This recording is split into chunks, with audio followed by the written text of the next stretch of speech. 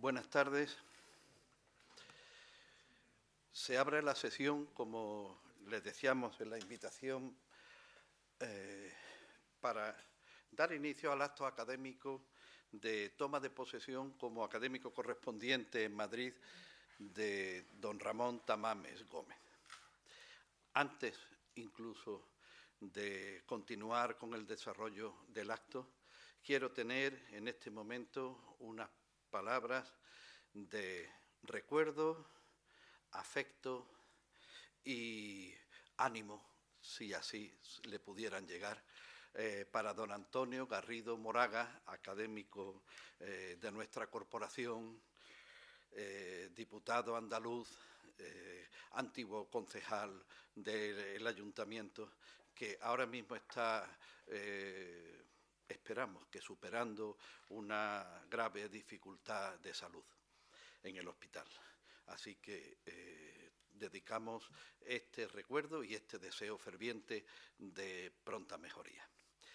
Y continuando con ello, solicitamos a los proponentes, los académicos proponentes, señor Rodríguez Oliva y señor Luna, acompañen junto con don Francisco Carrillo al señor Tamames para que tome asiento.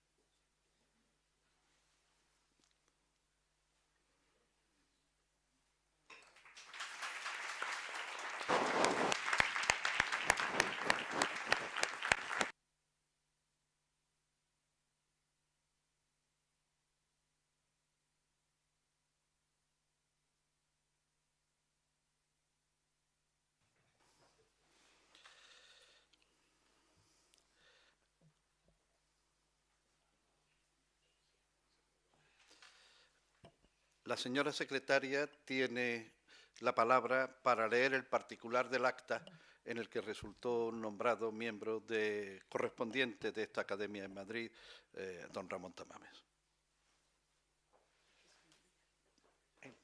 Lo que quiero, sí. Está conectado.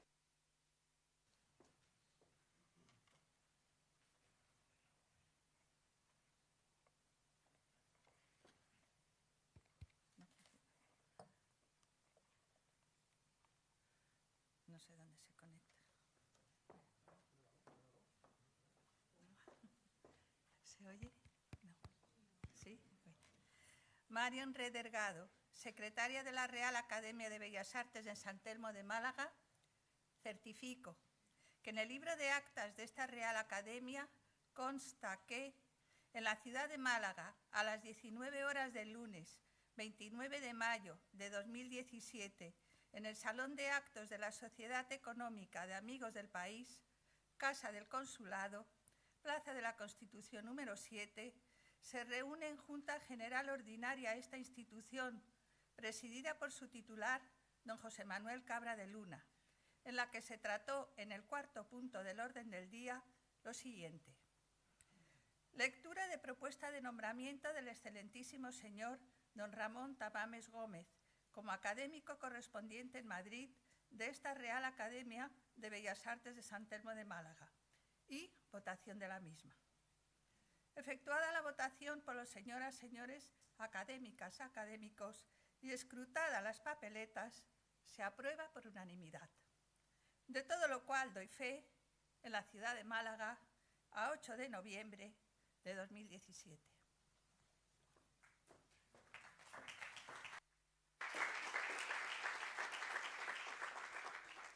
Muchas gracias, señora secretaria. Seguidamente tiene la palabra, puede subir al estrado, el vicepresidente de la institución, don Francisco Carrillo, para efectuar la laudatio del recipiendario.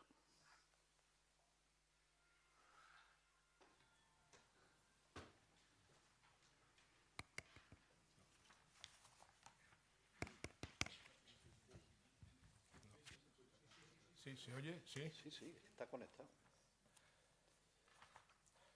Señor alcalde, señor presidente de la Academia, señoras y señores académicos, señoras y señores, me ha correspondido hoy presentar al excelentísimo señor profesor Ramón Tamames con motivo de su ingreso en esta academia como académico correspondiente en Madrid.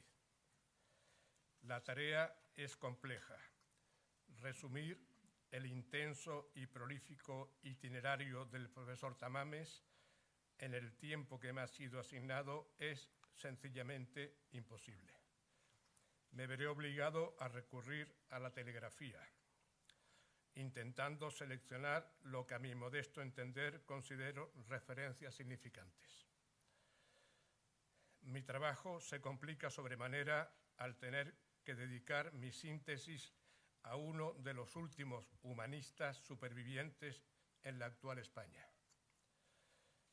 La economía para el profesor Tamames fue el pretexto para ampliar el arco de conocimientos y estar a la escucha atenta de la evolución de las sociedades en sus diversas facetas. También lo fue para sus alumnos, epígonos y lectores que de la mano de su estructura económica nos iniciamos en el conocimiento de la realidad de España y de su evolución en momentos en que la gran mayoría era profana en globalización, primas de riesgo, rescates y hombres de negro. Con Tamames aprendimos a comprender la salida de la autarquía y con él nos introdujimos a tomar el pulso a la política económica y a los desafíos de la modernización. Ya estábamos prevenidos desde el 3 de agosto de 1962, cuando el señor Black, en nombre del Banco Mundial, trasladó al gobierno español de la época el informe sobre la economía española que realizó la misión del entonces Banco Internacional de Reconstrucción y Fomento. No fue cierto, pues, que no conocíamos en aquella época a los hombres de negro, ya que de negro vino a España esa misión del Banco Mundial, cuyo informe sobre la necesaria modernización de la economía española y la ruptura definitiva de la continuidad de las tentaciones autárquicas fue de obligada consulta para muchos de entre nosotros, en particular para el joven Tamames, aspirante a la docencia ex cátedra, portador él mismo de una mochila de compromiso democrático personal.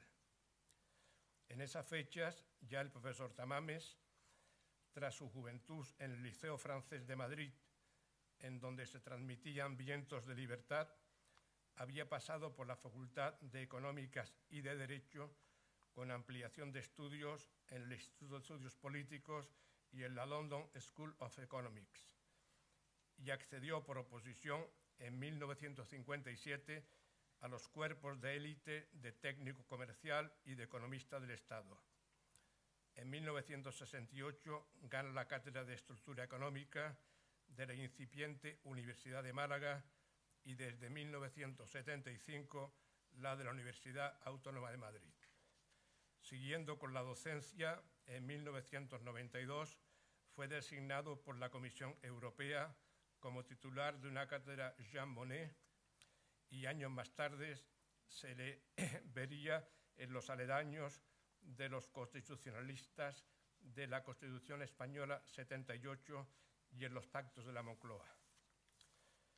Conocí personalmente al entonces profesor adjunto Ramón Tamames al invitarle a un ciclo de conferencias que que organizamos en 1965 en el Colegio Mayor Pío XII de Madrid.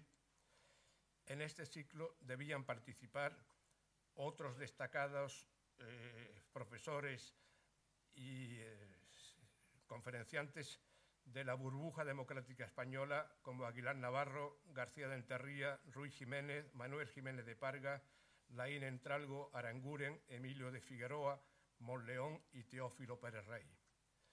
En el programa, por expresa sugerencia de don Enrique Tierno Galván, no apareció su nombre, pues, según él, el ciclo habría sido suspendido. Y así lo fue. Solo tuvo lugar la primera conferencia, en la que, por cierto, asistieron como oyentes los más altos jerarcas del SEU, Sindicato Vertical de Estudiantes, José Miguel Ortiz Bordás y Rodolfo Martín Villa.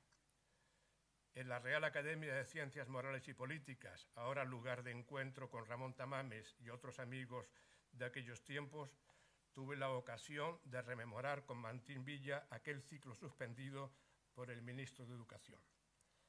Supe que hubo dudas en la prohibición, pues el cardenal Herrera Oria vivía en los aledaños de ese colegio mayor, por él creado cuando no estaba en Málaga, y estaba al corriente de la programación de esas conferencias.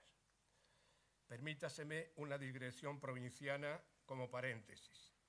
En una de sus ediciones de Estructura Económica de España, el profesor Tamames había descubierto que por aquellos años próximos al informe del Banco Mundial, en un pueblo de la provincia de Málaga, Villanueva de Cauche, se seguían manteniendo relaciones de producción feudales, lo que actualmente no es el caso, hecho que sin duda alguna sorprendió a doctos y a profanos. Pero era una realidad medieval heredada por el marquesado de Cauche. El académico que hoy recibimos como correspondiente en Madrid desarrolló y desarrolla una intensa vida poliédrica. Fue diputado en las Cortes Constituyentes de 1977 y firmante de la Constitución Española de 1978. Una amplia actividad intelectual es transversal a toda una vida de docencia e investigación imposible de recorrer por razones de tiempo. Baste con reiterar las numerosas ediciones de la Estructura Económica de España, libro que inició a muchos lectores en la realidad económica de nuestro país. A su actividad escrita acompañó una importante colaboración en prensa o en radio, como la revista Triunfo y Cuadernos para el Diálogo, donde coincidimos, El País, del que fue fundador, Diario Madrid, Diario 16, ABC, El Mundo, Cadena COPE, Onda Cero, etc., manteniendo en la actualidad una colaboración regular en el digital República de las Ideas. El profesor Tamames es premio Jaime I de Economía, ingeniero de montes e ingeniero agrónomo de honor en la Universidad Politécnica de Madrid, y en 2003 se le concedió el Premio Nacional de Economía y Medio Ambiente, siendo además doctor honoris causa o profesor ad honorem de varias universidades. Ha desarrollado una importante actividad internacional, desempeñando la Cátedra de Economía Española en la Sorbona de París y dictando conferencias en Harvard, Bruselas, Londres, London School of Economics, Berlín, Caracas, México, Bogotá, Lima, Buenos Aires, Sao Paulo, Argel, Manila, Papet, Oxford, Nueva York, etc., habiendo sido profesor visitante en China y en Malasia. En la década de los 70 asesoró el marco estratégico del Plan de Desarrollo de Panamá, dato que conocí durante mi primera misión en ese país, pues a través del que fuera ministro Fernando Eleta, persona de agudo espíritu empresarial, además de origen malagueño, que era partidario de la nacionalización del Canal de Panamá, lo que ocurrió años más tarde. El profesor Tamames ingresó el 29 de enero de 2013 en la Real Academia de Ciencias Morales y Políticas con un discurso sobre globalización y soberanía mundial, un ensayo sobre la paz perpetua en el siglo XXI. La sesión fue presidida por Su Majestad la Reina Doña Sofía. Me cupo el honor intelectual de ampliar mis conocimientos siguiendo en esa Real Academia las numerosas intervenciones críticas del profesor Tamames en los debates de informes académicos. Deseo finalizar esta síntesis imposible refiriéndome a unos hechos que por su actualidad no merma en nada la profundidad de su pensamiento, y es lo siguiente. Un reciente intercambio de cartas entre el profesor Tamames y el muy honorable Artur Mas, expresidente de la Generalitat de Cataluña, que se puede consultar en Internet. A pesar de los lúcidos argumentos de nuestro hoy académico correspondiente en Madrid, no fue posible que imperase la razón, y esos argumentos ya los había expuesto en su libro de 2014, ¿A dónde vas, Cataluña? Me toca concluir esta presentación a guisa de laudación, impacientes todos por escuchar su discurso La Revolución de Octubre en Rusia y sus consecuencias a lo largo del siglo XX. Al felicitar a nuestro compañero de academia, aún electo por unos minutos, manifiesto la satisfacción de todos los académicos y todas las académicas por su incorporación, seguros de la riqueza de sus aportaciones, de las que tanto esperamos. Muchas gracias.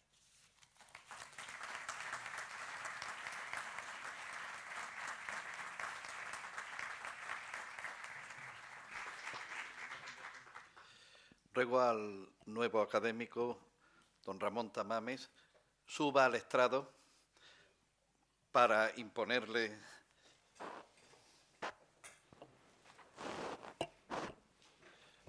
en pie, por favor. Aquí, aquí.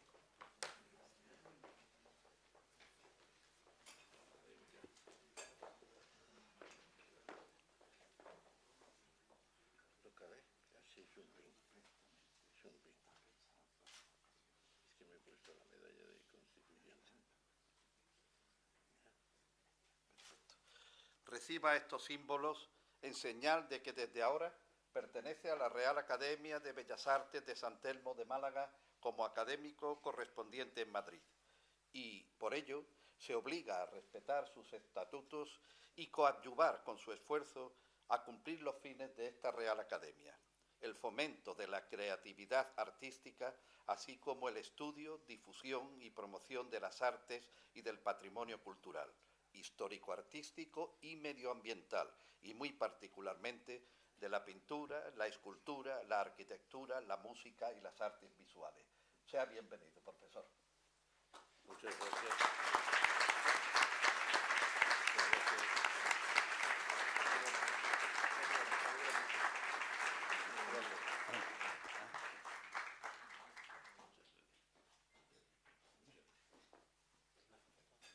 Perdón, bueno, nos podemos, perdón.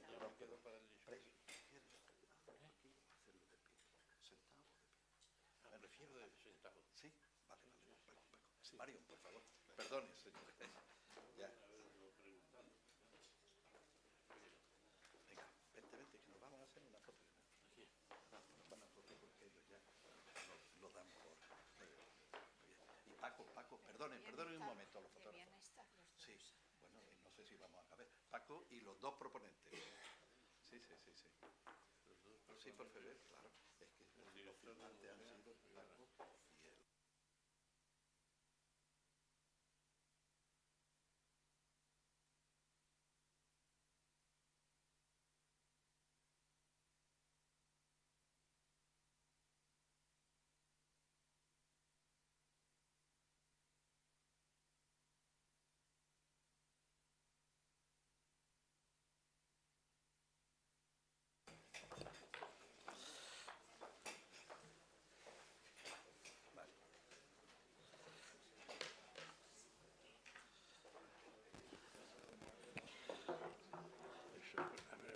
El nuevo académico, don Ramón Tamames, tiene la palabra para dictar su discurso de toma de posesión.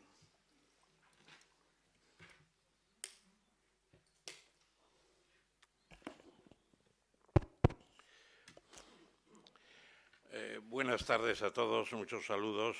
Gracias por estar aquí en este espléndido edificio de Aníbal González, de quien soy admirador desde hace muchos años. Representó la gloria máxima de la arquitectura nacional española y sus monumentos, especialmente los de la Exposición Iberoamericana de Sevilla, fueron fundamentales para nuestro acervo artístico. Me alegra mucho también estar aquí con el alcalde de Málaga, mi amigo Francisco de la Torre, con quien compartí horas de lectivas en la Universidad entonces de Granada y Facultad de Ciencias Económicas de Málaga. Me recuerdo muy bien aquellas clases sobre agricultura que eran grandemente admiradas por los alumnos y las excursiones que hicimos a la Mayora, a las fincas experimentales donde empezaban los cultivos subtropicales en España. También quiero agradecer, lógicamente, a los miembros de la Academia su decisión de incorporarme a esta docta casa. Es para mí un placer recibir la medalla y recibir el diploma de la Academia de Bellas Artes de San Telmo, cuya resonancia desde Málaga es conocida. Y también agradecer a su presidente, José Manuel Cabra de Luna, la contribución que ha hecho para que yo esté aquí hoy, y muy especialmente a mi amigo Francisco Carrillo, el currículum vitae mío que ha leído con una entonación especial que yo le agradezco y que en algunos casos me ha producido casi sensaciones emotivas. Sé positivamente que habéis hecho un curso sobre la Revolución Rusa en los últimos tiempos y nunca un mejor lugar que el del museo o la colección del Museo Ruso de San Petersburgo.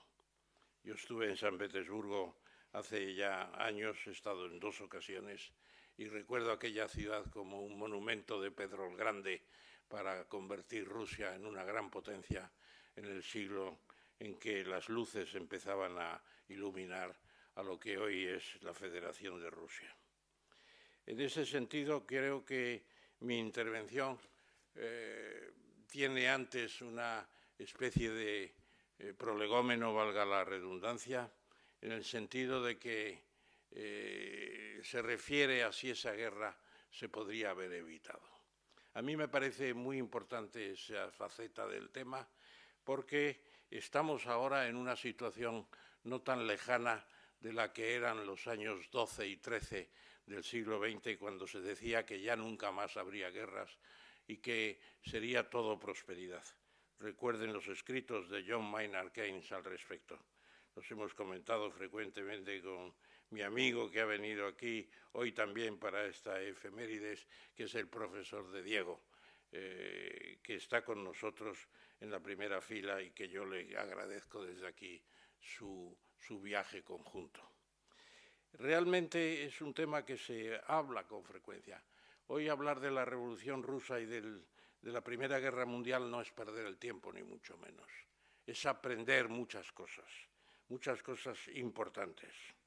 Y en ese sentido se puede decir que la Alemania de Bismarck, cuando se crea el Segundo Imperio, el Segundo Reich, para unir todos los principados y todos los reinos de Alemania en un imperio, es el comienzo de una carrera que significa el engrandecimiento de Alemania en todos los aspectos, incluyendo el militar, de una flota de guerra cada vez más importante, preocupación de Inglaterra y también el mundo científico, hasta el punto de que el alemán era entonces la lengua más utilizada en estos tiempos. Recuerden ustedes ya después de la Primera Guerra lo que fue la reunión de Solvay en Bruselas en 1926, donde están prácticamente todos los premios Nobel de la relatividad y de la mecánica cuántica.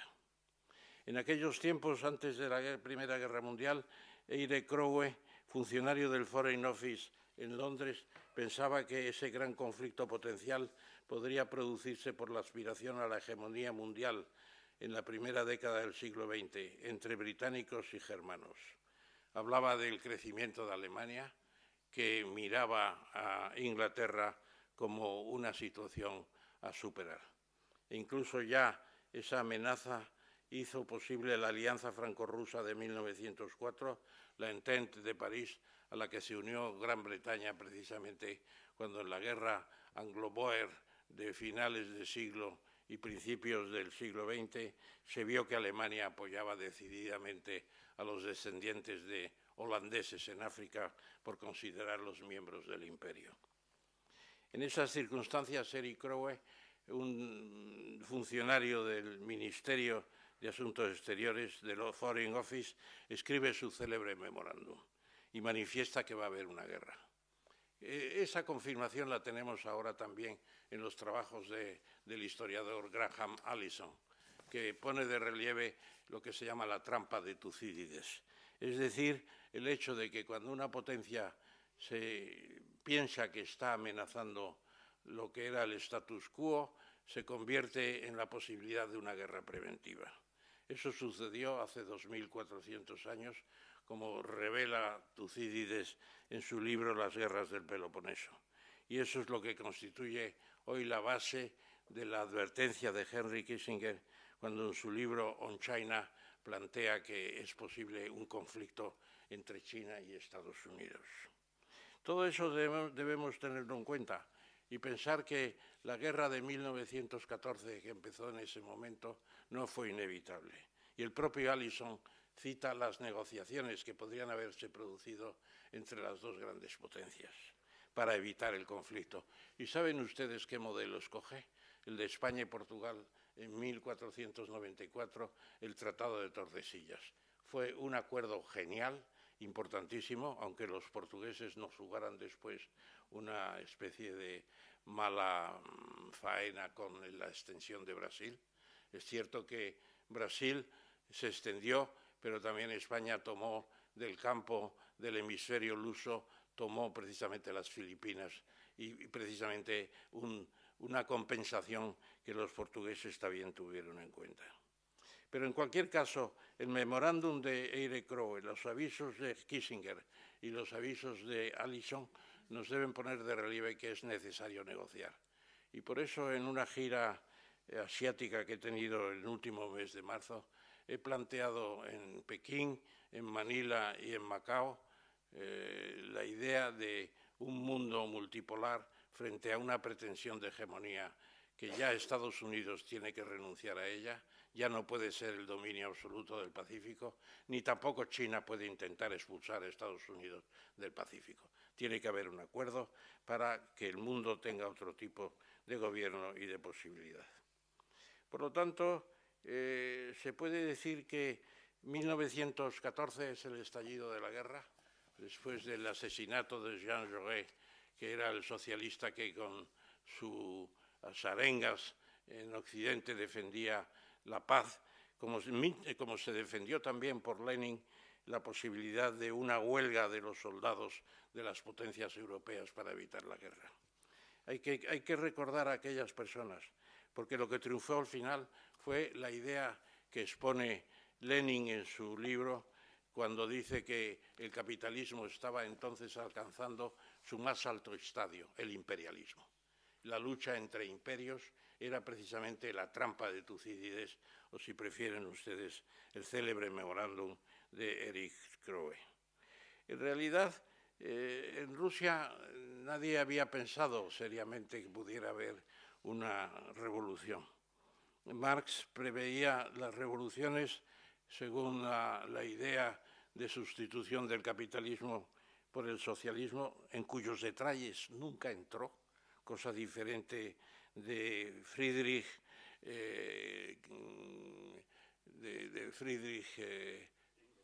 Engels, muchas gracias, Friedrich Engels, que precisamente lo que planteó era que había que hacer una serie de pasos para establecer el socialismo, lo que en cierto modo fue lo que hicieron los bolcheviques en Rusia inmediatamente después de convertirse en el poder de los soviets en 1917, en esa revolución que hoy evocamos. Se cumplía ayer 7 de noviembre, en el calendario gregoriano, era el 25 de octubre en el calendario juliano. Entonces podemos decir que el imperio del zar se había quedado anacrónico. A pesar del crecimiento económico del conde Witte y sus reformas agrarias, de las posibilidades que ofrecía el desarrollo económico en el país más extenso de la Tierra, más extenso que hoy, porque comprendía precisamente Finlandia, a quien el propio Lenin da la independencia. Y se puede decir que, a pesar de ese crecimiento dual, había precisamente dos Rusias, una muy atrasada, otra avanzada en las ciudades. Pero estaba reciente aún en la situación de servidumbre, no tan lejana de la esclavitud. Estaba también la situación teocrática, simbolizada en la corte rusa por Rasputín, etcétera, etcétera. Y se puede decir también que contra eso fue, junto con las derrotas en el frente, en la lucha contra Alemania, se puede decir que eso es lo que provoca la primera revolución, la de febrero de 1917, que es precisamente la que acaba capitaneando Kerensky. Kerensky, que ayer, viendo un estupendo documental en National Geographic, que yo creo que tenemos que darles las gracias porque han hecho con Apocalipsis una descripción de la Primera Guerra impresionante y de la Segunda Guerra después. Veíamos como Kerensky y Lenin eran del mismo pueblo, Simbirsk, que hoy se llama Ulyanovsk, en recuerdo del apellido oficial de Lenin. Y sus padres eran precisamente representantes del gobierno del zar para la educación en Asia Central más adelante. Y en realidad, de allí mismo, de esa zona, surgen las dos posibilidades antitéticas de las revoluciones rusas de 1917. Se plantea en términos muy sencillos, y ustedes lo habrán visto a lo largo del curso que han tenido, creo que de 7 u 8 lecciones. Y se puede decir que frente a la situación de derrota, de hambre, de miseria, lo que ofrece el gobierno de Kerensky es la libertad, la posibilidad de ganar todavía la guerra a Alemania, un orden burgués que defiende la libertad, evidentemente, pero que no da de comer. Y en cambio Lenin, cuando es enviado, por así decirlo, por Ludendorff, porque realmente aquello fue un envío, Ludendorff era el preceptor de Hitler, en cierto modo, después. Pues Ludendorff se dio cuenta de que el autor del Estado y la Revolución, el autor del capitalismo último estadio, el imperialismo último estadio del capitalismo, etcétera, que Lenin podía ser la salvación de Alemania en el frente del Este. Es cuando el tren sellado llega a la estación Finlandia y aparece el protagonista de la Segunda Revolución, que, para no extendernos demasiado, lo que hace es ofrecer paz, pan y tierra. Así de sencillo. Ofrece la paz con Alemania. Los ejércitos rusos ya estaban absolutamente desmantelados en gran parte. Era imposible ganar a Alemania. Era imposible ganar a los grandes generales de entonces como Hindenburg o Ludendorff, etc. Y en cuanto a la tierra prometida ya por Kerensky, pero después de grandes leyes y de grandes modificaciones, etcétera, etcétera, Lenin la ofrece de inmediato, igual que ofrece la posibilidad de los sindicatos libres y el lema supremo que es todo el poder a los soviets. En cierto modo es en una reunión panrusa de los soviets donde triunfan los bolcheviques, donde se establece el proyecto de revolución. El proyecto de revolución que se activa, se acuerdan ustedes perfectamente, con la intentona de Kornilov, el general zarista a quien da la confianza Kerensky, pero se la tiene que retirar porque lo que quiere no es establecer una,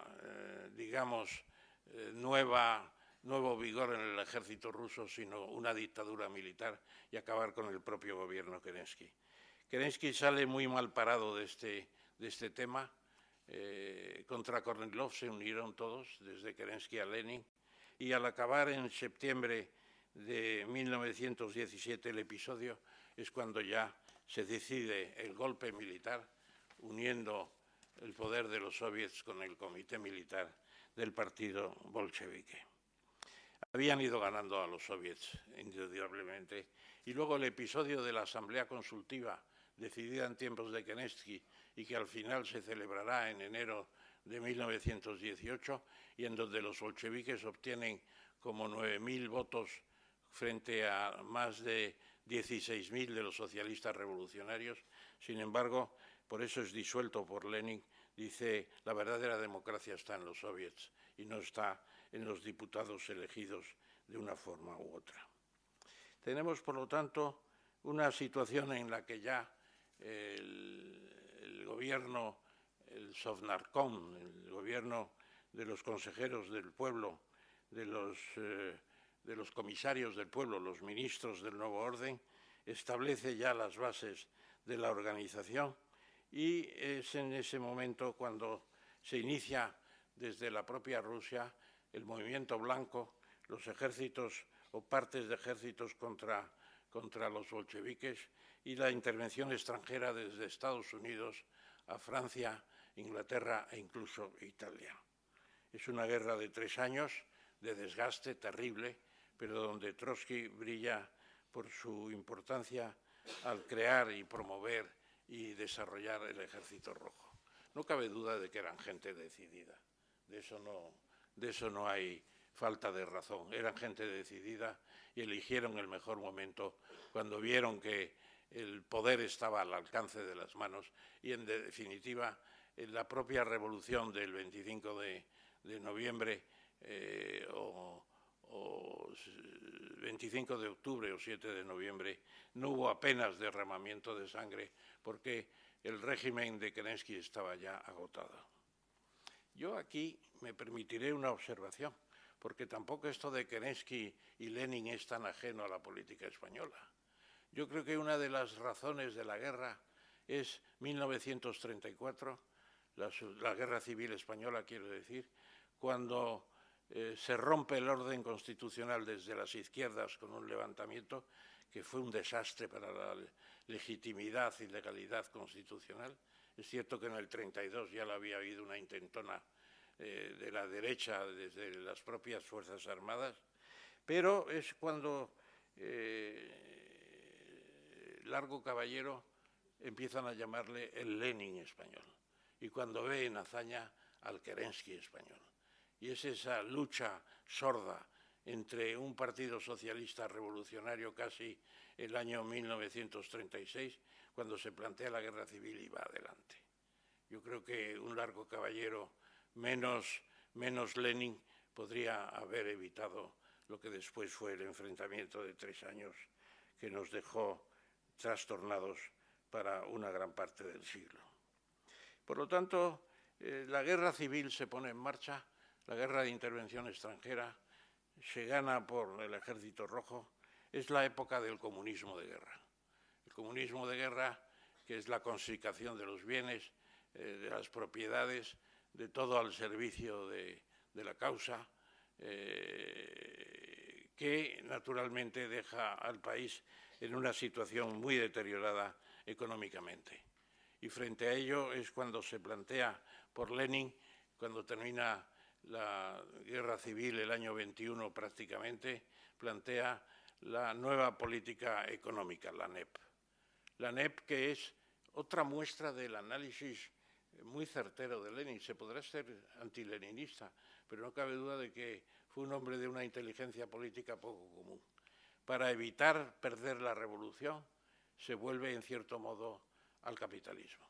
Se autorizan las empresas extranjeras, se autorizan las propiedades agrarias, se establecen las nuevas formas de industrias y de negocios, y en pocos años, ya en la muerte de Lenin, el año 1924, Rusia empezaba a ser no una nación próspera, pero por lo menos recuperándose.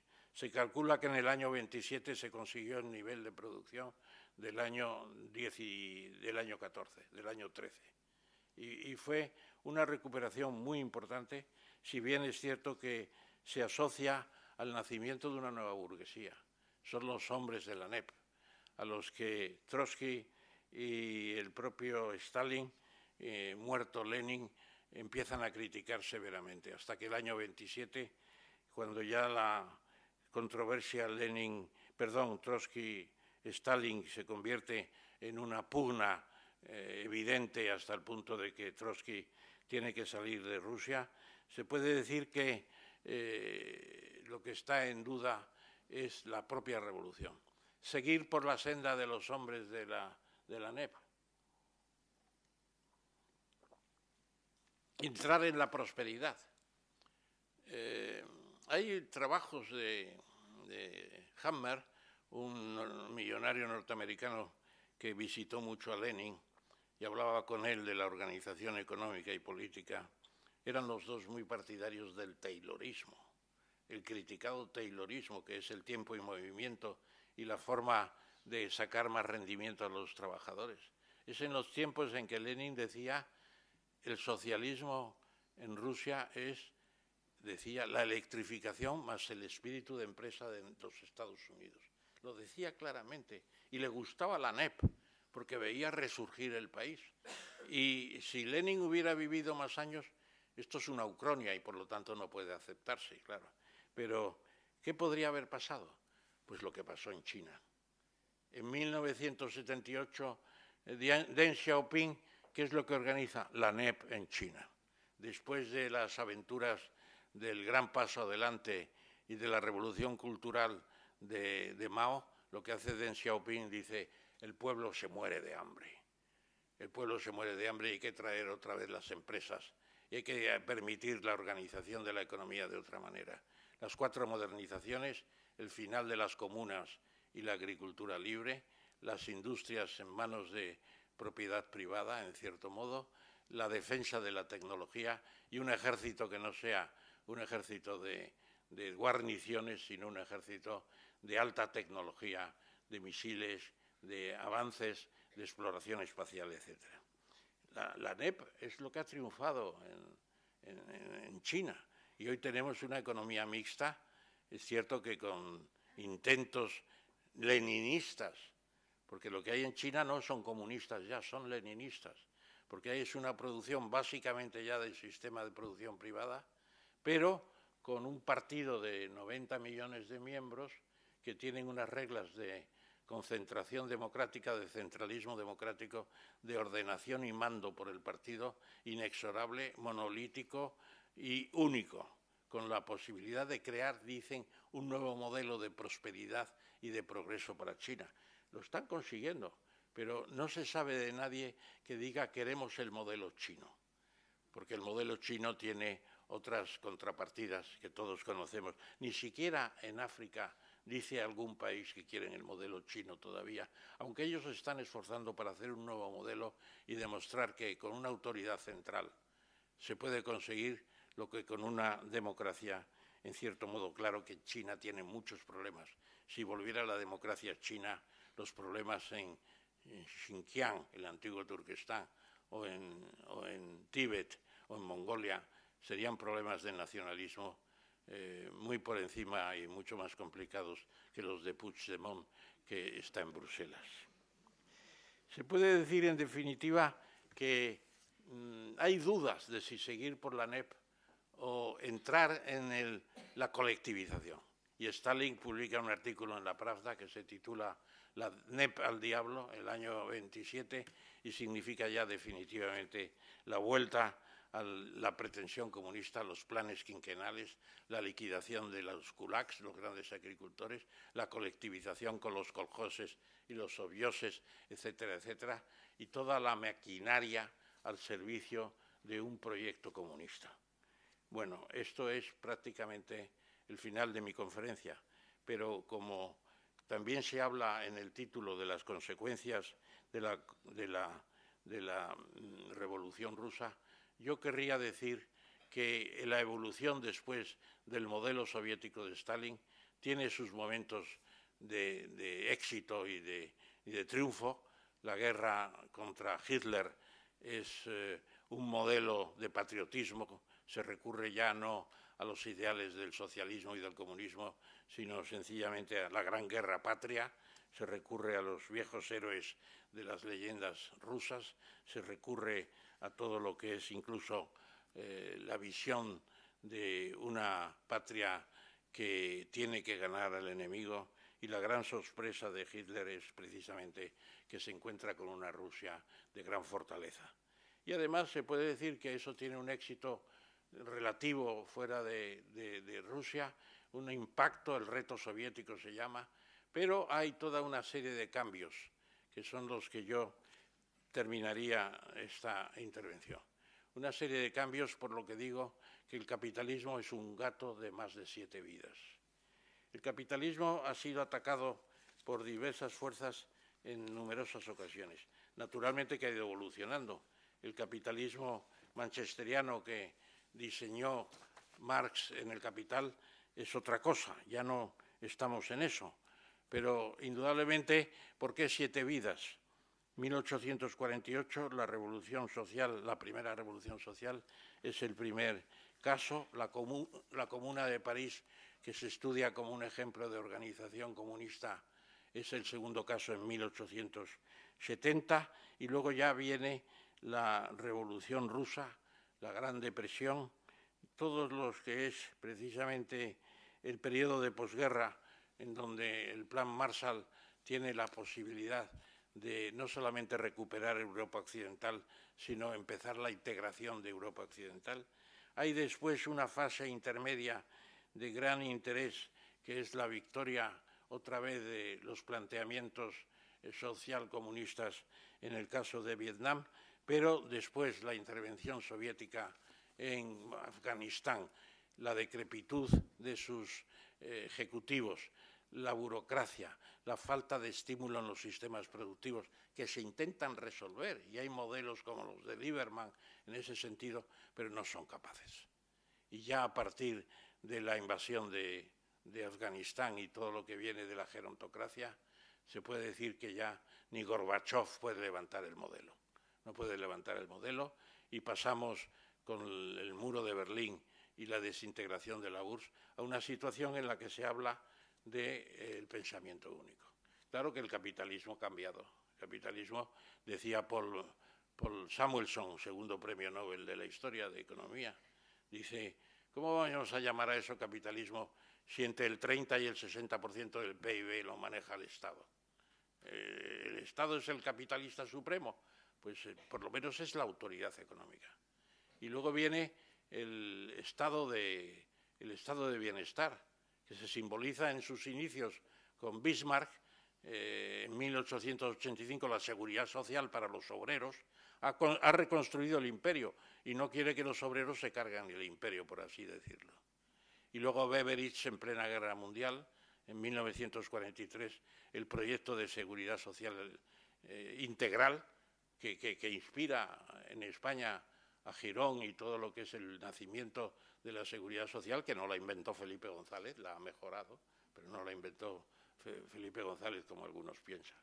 Y realmente todo eso significa que tenemos un capitalismo de economía mixta, un capitalismo con estado de bienestar, que abarca desde la educación hasta la sanidad, pasando por las pensiones y todo lo demás. Y luego viene la última impregnación de un nuevo modelo de desarrollo, que es la visión ecológica. El Acuerdo de París de 2015 simboliza que una parte importante de la función pública es velar conjuntamente todos los pueblos de la Tierra por la conservación del planeta. Y nos hemos planteado unos objetivos de disminución de emisiones hasta acabar con ellas de CO2 y gases de efecto invernadero, etcétera, etcétera. Es una parte también del cambio social y político que hemos tenido.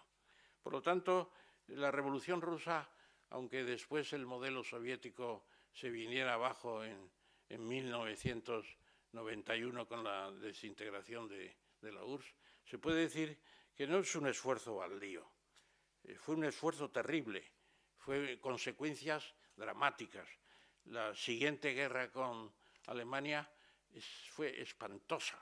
Se calcula que en Europa las inversiones militares de la Segunda Guerra Mundial, el 80% estuvieron en el frente del Este. Es una cifra que leí hace poco. Es impresionante, ¿no? Impresionante. Pues ese esfuerzo también fue posible porque se había organizado un país de determinada forma, no ni mucho menos en la forma más racional y más humana. Pero hoy tenemos que recordar aquellos tiempos como momentos decisivos para la historia mundial. También el trienio bolchevique, que seguro que se habrá estudiado en este curso aquí, los efectos en España, cuando en los muros de los cortijos de Andalucía se escribía «Viva Lenin», «Viva Rusia», etcétera, etcétera. También tuvimos nuestro eco, nuestra resonancia. Y también le tuvimos en la Guerra Civil, con ese encontronazo de nuestro Kerensky con nuestro Lenin particulares. Así que, queridos amigos, para mí es un honor terminar con esta intervención el curso sobre la Revolución Rusa y decir que, en mi opinión, no he podido asistir a las sesiones vuestras, pero esta misma intervención con algunos aditamentos y omisiones será mi tema en la próxima sesión plenaria de la Real Academia de Ciencias Morales y Políticas. Invito ya al correspondiente, a nuestro amigo Paco, a que esté allí presente si puede desplazarse, y decirle que no ha sido tiempo perdido. El conocimiento de esa historia es fundamental. Nos cambió a todos para siempre, de una forma u otra. Muchas gracias.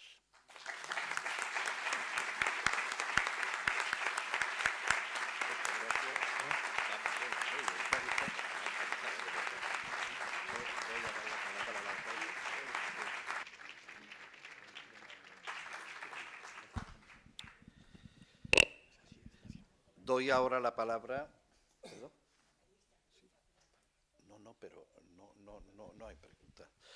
Doy ahora la palabra, decía, al señor alcalde, además, en su condición de presidente de la Agencia Pública para la Gestión de la Casa Natal Pablo Ruiz Picasso y otros equipamientos museísticos y culturales, entre ellos esta colección del Museo Ruso de San Petersburgo, Málaga.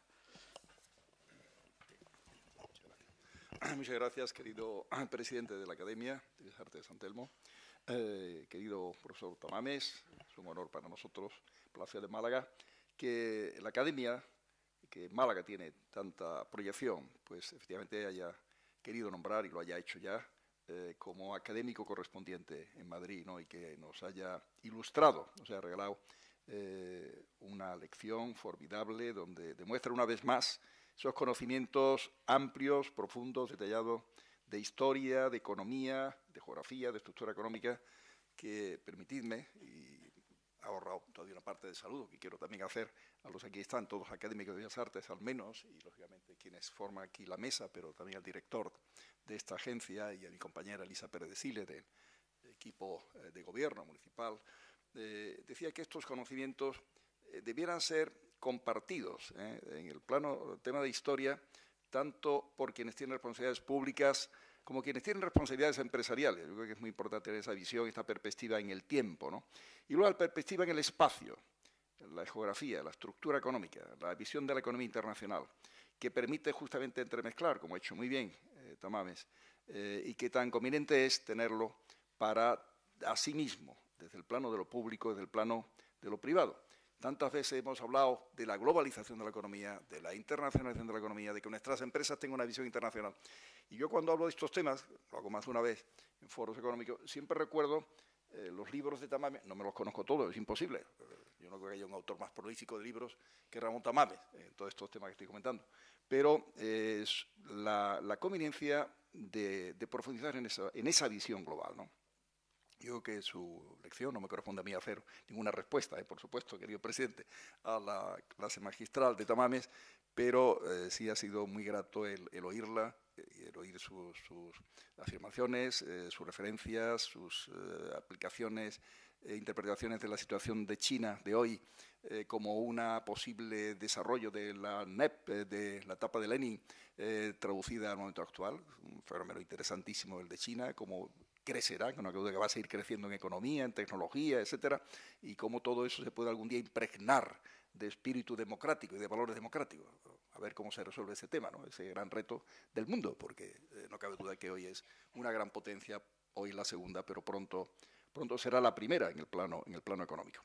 Para el Ayuntamiento de Málaga, que sostiene este museo, de acuerdo con los, digamos, responsables del Museo de Arte Ruso de San Petersburgo, ciudad que ha evocado con acertadas palabras Ramón Tamames, nos es muy grato que todo este curso haya tenido lugar y que en él se haya integrado muy bien esta conferencia, ¿no? Hay una exposición de carteles de la Revolución, muy oportuna. Va a haber otra, ya se anunció, más ambiciosa inclusive, próximamente, porque no cabe duda que los aniversarios, y decía Tamames con acierto, ayer fue el centenario, pues tienen siempre un recorrido de celebración, de profundización. Y creo que el profundizar en estos temas, apoyándonos en los carteles, por ejemplo, que hay ahora y los que va a haber más adelante, pues siempre es oportuno. Es oportuno reflexionar, hacer extrapolaciones, influencias en el ámbito de Europa Occidental, en nuestra historia de España, muy acertadamente lo ha hecho también Tamames, y de cara a futuro, ¿no? Tener esa visión que mencionaba de Kissinger, por ejemplo, ¿no? Pero al mismo tiempo Tamames, con una gran facilidad, pues ha mencionado la relación de España y Portugal, el Tratado de Tordesillas, en fin, nos ha hecho un recorrido de historia, de geografía, de economía, como siempre hace, extraordinario. Para mí me fue muy grato conocerle y agradezco su amabilidad de recordarlo en el final de los años 60, cuando él estrenaba la cátedra de estructura económica aquí en Málaga, colaborar modestamente en aquella cátedra, y luego coincidimos en la etapa de la transición, en esa etapa en que se abren las Cortes después de las elecciones de junio del 77, en uno de los momentos más hermosos, emotivos y, si me permiten ustedes, brillantes de la historia de España en el siglo XX, ¿no? Esa representación del Partido Comunista de España llena de figuras históricas y de figuras que eran entonces del presente y del futuro, como era Tamames, era de los jóvenes, si me permite Tamames que lo diga, dentro del grupo donde estaba Carrillo, Pasionaria, etcétera, ¿no? Era una imagen muy hermosa de la España de antes y de la España de aquel momento y de la España de siguientes momentos. Tamames es un hombre de una vitalidad extraordinaria, de una genética extraordinaria. Ustedes han visto cómo con una facilidad, sin gafas, lee todo muy bien, Bueno, señala en rojo algunas cosas ahí, visto desde aquí, pero lo hace muy bien. Y conserva esa vitalidad capaz, yo creo que porque ha cultivado no solamente la mente, sino también el cuerpo. Yo recuerdo una vez, y lo recordará Ramón Tamames, permitidme esta pequeña anécdota, tuve noticias de un pequeño accidente que había tenido porque estaba practicando montañismo, ya por la Sierra de la Demanda, no sé dónde, la zona este de los macizos ibéricos que separan las cuencas del Ebro y del Duero, el corazón de España, cerca donde nació el castellano, etcétera, ¿no? Y no sé qué edad tendría entonces Tamames, pero no tenía 20 años, tenía algunos más, pero seguía haciendo montañismo, ¿no? Entonces ese espíritu deportivo, de hacer deporte y tal, yo creo que le mantiene en forma y nos permite contar con esas, digamos, aportaciones suyas tan brillantes. Que sea por muchos años, presidente, que contemos con Tamames como académico de nuestra Academia de Málaga, correspondiente en Madrid, por muchos años, y que contemos en España con su experiencia, con su información, con sus reflexiones, en definitiva, con su magisterio. Muchas gracias, queridos amigos.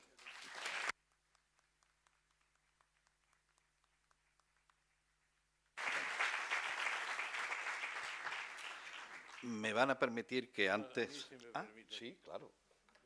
A propósito de la caída en La Rioja que decía el alcalde, quiero decir una pequeña cosa. No fue tan pequeña la caída. A poco muero allí mismo y estuve 26 días hospitalizado en la Seguridad Social. Entonces era Seguridad Social. Ahora es Sanidad Pública, que mucha gente no lo diferencia. Bueno. Y a propósito de esa caída en la Sierra de la Demanda, el sociólogo Amando de Miguel se permitió una historia. Dijo, ¿qué sitio más natural para un economista que caer en la Sierra de la Demanda? Dice, no tenemos ninguna Sierra de la Oferta.